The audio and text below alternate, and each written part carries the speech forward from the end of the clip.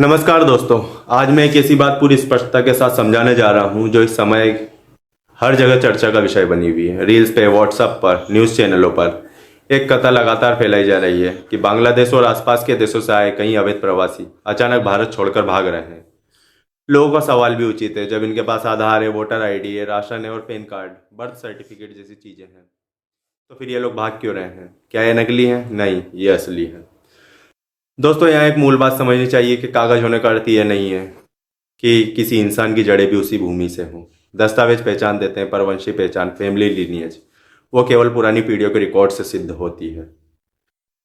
अब बात करते हैं चुनाव आयोग की कार्रवाई की, जिसे आप लोग SIR बोल रहे हैं और जिसने इन लोगों के मन में घबराहट पैदा कर दी है।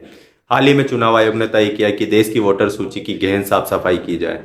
इसमें नकली नाम हटाए जाएं, एक ही व्यक्ति की दो दो जगह पर एंट्री हटाई जाए और ऐसे लोगों के नाम भी हटाए जाएं जो अब उस क्षेत्र में रहते तक नहीं। इस प्रक्रिया का आधार 2003 का डेटा है। साल 2003 में पहली बार देश भर में एक व्यापक, व्यवस्थित और काफी हद तक साफ वोटर लिस्ट तैयार की गई थी। उस सूची में अधिकतर भारतीय परिवारों का पुराना रिकॉर्ड, जड़ें और उपस्थिति साफ दिखाई देती थी। समय बीतने पर गड़बड़ियां बढ़ी, तेज माइग्रेशन, फर्जी दस्तावेज, डुप्लीकेट एंट्री। इसलिए आज आयोग कह रहा है, वर्तमान लिस्ट को 2003 की साफ लिस्ट में मिलाकर देखो। पता चल जाएगा कि कौन सच मुच यहाँ की मिट्टी का है और कौन अचानक बीच में आकर बस गया है। अब बात करते हैं चुनाव आयोग की कार्रवाई की, जिसने इन लोगों में घबराहट पैदा की। हाल ही में चुनाव आयोग ने तय किया, देश की वोटर सूची की गहन साफ सफाई की जाए। इसमें नकली नाम हटाए जा रहे हैं, एक ही व्यक्ति की दो दो जगह की एंट्री हटाई जा रही है और ऐसे लोगों के नाम भी हटाए जा रहे हैं जो अब उस क्षेत्र में रहते तक नहीं है। इस प्रक्रिया का आधार 2003 का डेटा है। साल 2003 में पहली बार देश भर में एक व्यापक, व्यवस्थित और काफी हद तक साफ वोटर लिस्ट तैयार की गई थी। उस सूची में अधिकतर भारतीय परिवारों का पुराना रिकॉर्ड, जड़ें और उपस्थिति साफ दिखाई देती थी। समय बीतने पर गड़बड़ियां बढ़ी, तेज माइग्रेशन, फर्जी दस्तावेज, डुप्लीकेट एंट्री। इसलिए आज आयोग कह रहा है, वर्तमान लिस्ट को 2003 की साफ लिस्ट में मिलाकर देखो। पता चल जाएगा कि कौन सचमुच यहाँ की मिट्टी का है और कौन अचानक बीच में आकर बस गया है। अब समझिए असल डर किस बात का है। अवैध प्रवासी असल में SIR से नहीं डरते, वे डरते हैं इतिहास से, अपनी वंशीय कड़ी, लीनियज से। आधार बनवाना आसान है, वोटर कार्ड बनवाना भी कठिन नहीं है, लेकिन जब सिस्टम पूछता है आपके पिता का पुराना रिकॉर्ड का है, आपका दादा का नाम पुराने राशन कार्ड में दर्ज है, 2003 की वोटर सूची में आपका परिवार कहाँ दिखता है, गांव मोहल्ले के पुराने रजिस्टर में अब आपकी पीढ़ियाँ क्यों नहीं मिलती, तो वहाँ इन लोगों के पास दिखाने के लिए कुछ नहीं होता।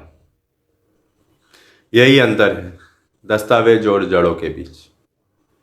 कई ऐसे लोग आज भी हैं जिनके पास 2015, 17, 2019 से शुरू होने वाला आधार रिकॉर्ड तो मिल जाता है, पर इससे पहले कोई भी कड़ी, न परिवार का पुराना पता, न गांव का रिकॉर्ड, न राशन कार्ड, न स्कूल की प्रविष्टियां, कुछ भी मौजूद नहीं होता। इसलिए जब जांच शुरू होती है तो लोग घबरा कर भागने लगते हैं। उन्हें पता है कि सिस्टम दस्तावेज से नहीं, वंश से पहचान करता है। को डरने की आवश्यकता क्यों नहीं है? एक बात बिल्कुल स्पष्ट है, जिस परिवार की पीढ़ियां वर्षों से यहाँ रह रही, जिनके दादा पिता के रिकॉर्ड यहाँ मौजूद हैं, जिनके नाम 2003 की सूची में भी मिलता है, जिनका राशन, स्कूल, लैंड, इलेक्ट्रिसिटी का इतिहास कई वर्षों से चलता आ रहा है, उन्हें किसी भी प्रकार की चिंता करने की आवश्यकता नहीं है। सिस्टम असली भारतीय और उसके रिकॉर्ड तुरंत पहचान लेता है। और हाँ, अफवाह फैलाने वाले लोग भी सक्रिय हैं। इस प्रक्रिया के दौरान कुछ लोग किसी खास समुदाय के हैं अफवाह फैलाते हुए पाए जा रहे हैं कि नाम काट दिया जाएगा, नागरिकता जा रही है, या किसी खास समूह, किसी खास धर्म के खिलाफ अभियान है।